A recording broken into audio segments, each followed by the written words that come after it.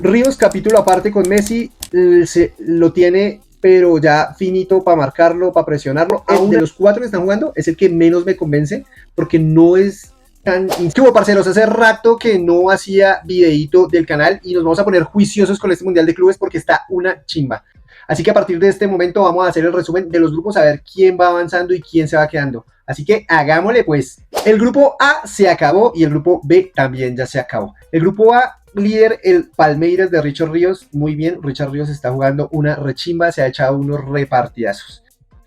Los dos últimos partidos, los de la tercera fecha, fueron Inter Palmeiras y Porto Al-Ahly. Partidazos, se hicieron 12 goles, nadie quería salir del mundial, todos querían quedarse, todos lucharon por estar en la segunda fase hasta el último minuto. Empiezo con el de el Palmeiras Inter de Miami. La verdad, el Inter no tiene mucho, pero tiene a Messi, weón, y tiene a Suárez inspirado. Hay un par que tratan de jugar, pero ese equipo en el medio campo y atrás es malísimo. Yo no sé cómo el Palmeiras se dejó hacer 2 goles. Eso se debió a la clase de Luis Suárez y a la buena definición de Allende, porque la verdad, yo no pensé que le pudieran marcar un gol al Palmeiras. Siendo muy sinceros, pensé que el Palmeiras iba a pasar por encima fácil, pero no hay que menospreciar un equipo donde esté Messi. Messi maneja los hilos del partido, intenta de media distancia, prueba de tiros libres, pone pases que uno dice, listo, métalo, es piche cuadrado. Entonces, no pensé que fuera a pasar a la segunda ronda teniendo al Porto en ese mismo grupo, pero así es el fútbol de bonito. En el otro partido entre el Porto y el Al-Ahly, uy, hermano, el Al-Ahly demostró porque es el más campeón de África, le plantó cara a ese Porto, le ganó, le iba ganando todo el tiempo, nunca estuvo por debajo en el marcador, siempre estaba uno arriba, uno arriba, uno arriba.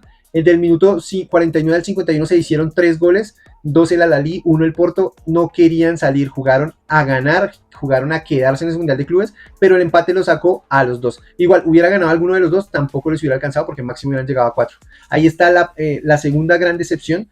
Pienso yo que el Porto debió haber avanzado un poco más. Los Dragones siempre han sido protagonistas en las competiciones europeas, han ganado Europa League, han ganado Champions, son de los más campeones de la Liga Portuguesa. La verdad, pensé que iban a avanzar más y que el Inter se quedaba, pero así es el fútbol.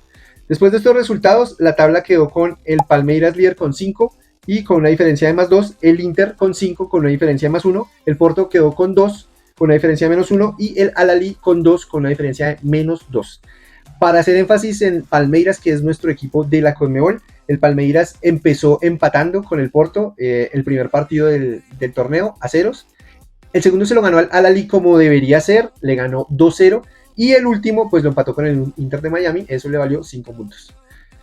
Ríos, capítulo aparte con Messi, lo tiene, pero ya finito para marcarlo, para presionarlo. Aún así, Messi logra quitárselo de encima con su habilidad, pero la mayoría de los balones y de los duelos disputados los ganó Richard Ríos. Bien por Richard Ríos. La cláusula de rescisión, según el Palmeiras, 100 millones de euros. Esperemos un equipo europeo tenga la plata para pagarlo. Bien sea el PSG o el Atlético de Madrid, que están sonando mucho, incluso el Chelsea. Ojalá alguno de esos clubes compre a Richard Ríos porque es hora que se vaya para el viejo continente. Mientras tanto, en el grupo B se terminó como debía terminar, líder el París, sin embargo no líder absoluto porque quedó con 6 puntos, los mismos que Botafogo, los mismos que el Atlético de Madrid. Al Atlético de Madrid lo sacó la goleada que le metió el PSG al principio del torneo y eso lo dejó muy mal parado.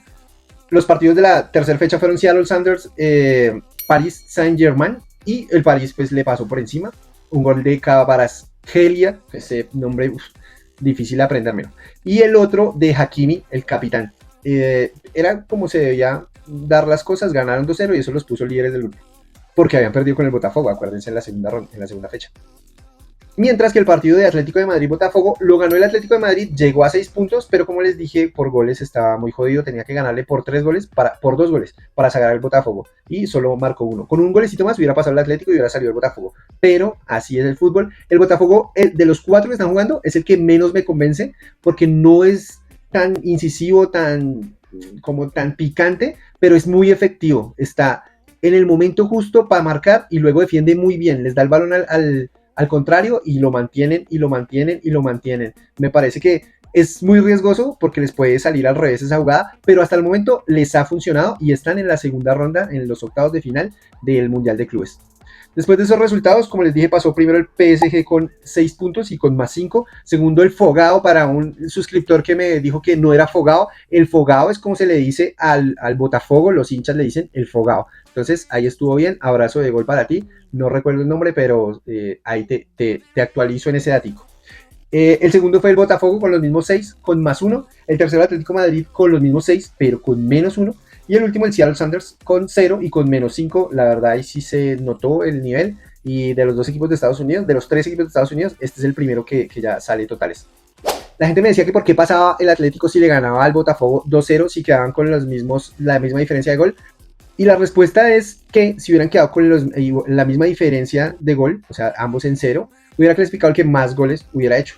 Y si aún así seguían empatados, hubiera clasificado el ganador del duelo directo, que en este caso hubiera sido el Atlético de Madrid. Así que el Botafogo caminó sobre la cornisa, pero lo logró y está en la segunda fase del Mundial de Clubes.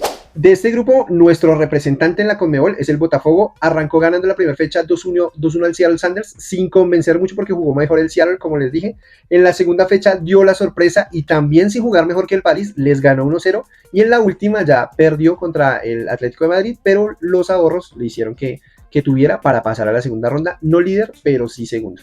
Con esos resultados, en la segunda ronda se enfrentan entonces el Palmeiras y el Botafogo en Filadelfia el 28 de junio, van por la llave de arriba, por decirlo así, y el PSG Inter de Miami, Messi va a volver a jugar contra su ex equipo. Ese partido va a ser el 29 de junio en Atlanta, Georgia, así que va a ser una expectativa grandísima volver a ver a Messi contra su ex equipo. Yo no creo que tenga el Inter realmente para hacerle juego al PSG, pero mientras esté Messi en cancha o Suárez, no se puede dar una última palabra.